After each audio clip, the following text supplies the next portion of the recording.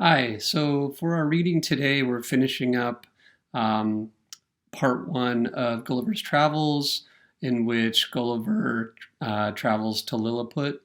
And one thing that I thought I would talk about today, which I pulled up on my screen here, is Thomas More's Utopia. Um, I think it's important for us to understand More's this was written in 1516. This was the text that the word utopia um, was invented in. Basically, I mean More, More, is how you spell his last name. Wrote a fictional account about an island that was discovered accidentally in off the coast of the Americas.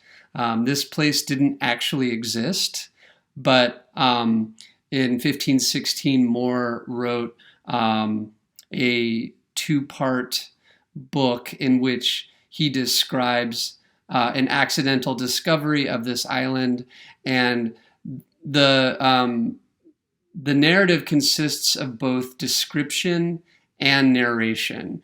And utopia is a word which means both good place and no place. And it's important for us to understand, and here's a sort of visual rendering of More's Utopia. That's the island that is supposed to be an ideal world. But when More wrote this, people took it to be real, and but More's intentions were both to critique English society. So through this ideal rendering of a civilization, he's able to show the shortcomings of English society. And at the same time, More's Utopia is a satire. So understanding More's Utopia will help us to also understand Gulliver's Travels and what Swift is up to in this novel. And so I've pulled up chapter 6 here, and this is a chapter in which Gulliver describes the inhabitants of Lilliput and describes some of their customs and laws. I don't know, you'll notice that some of it seems really harsh, right? But one of the things that is integral to the utopian genre is that utopias often have strict laws that punish immorality. So for instance, if we look at page 55, we can see evidence of this, right? At the bottom of this paragraph here, their parents are suffered to see them only twice a year. This is describing education.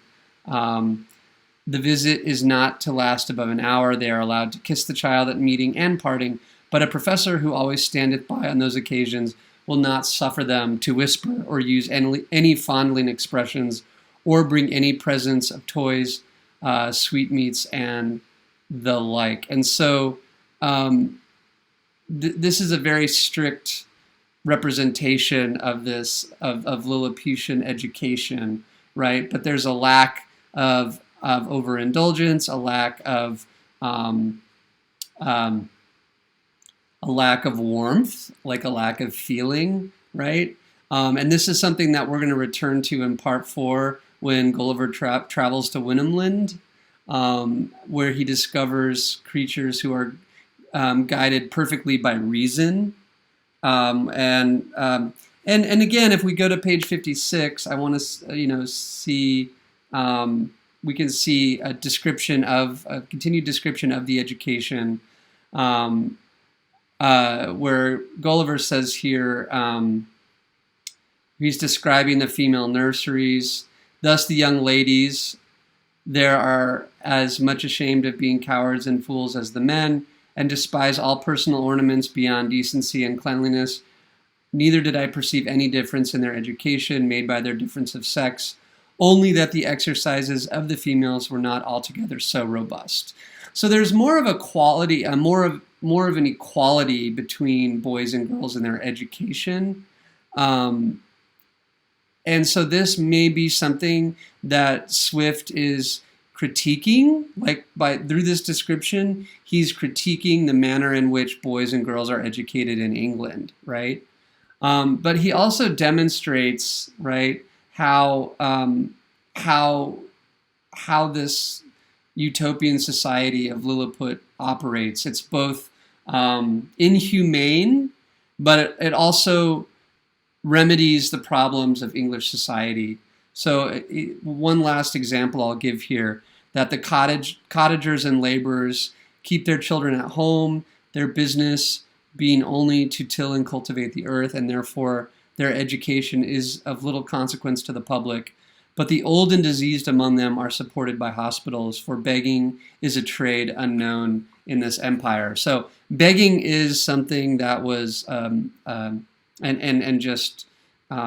people who were unhoused and had no food, basically, because of the massive inequality between rich and poor during the early 18th century. Begging was something that was condemned in English society, and it was a major like public nuisance to people who actually had the means to eat and survive and live comfortably. But here Swift brings up the point that begging is a trade unknown in this empire. So we talked in class on Tuesday about how Lilliput is both representative of England and it's not, right? The description, for instance, of the emperor through inflation exposes him as absurd and exposes the whole idea of a monarchy as absurd. And then here in this chapter, we get this utopian description of Lilliput as both a place that is guided by reason and as a place that really metes out severe punishment for immoral acts. So that's kind of what Swift is up to in this part of the book. Chapter 7 describes again the critique of colonialism that I talked about in class, and then we finally get Gulliver's escape from Lilliput, and the end to the chapter, where he's finally reunited with his wife and family, but he only stays with them for two months, right? Because he has this insatiable desire to see foreign countries, and this insatiable desire will lead him all around the globe and into various misadventures, right? And this again is reminiscent of the travel narrative, which we can also see in Defoe's Robinson Crusoe. So at the very end of part 1, he takes leave of his wife and boy and girl with tears on both sides and went on aboard the Adventure, a merchant ship of 300 tons bound for Surat. And in the next part, which we'll be reading for Tuesday, the voyage to Brobdingnag, we'll once again see Gulliver. This time he's going to be exposed to a different kind of scale.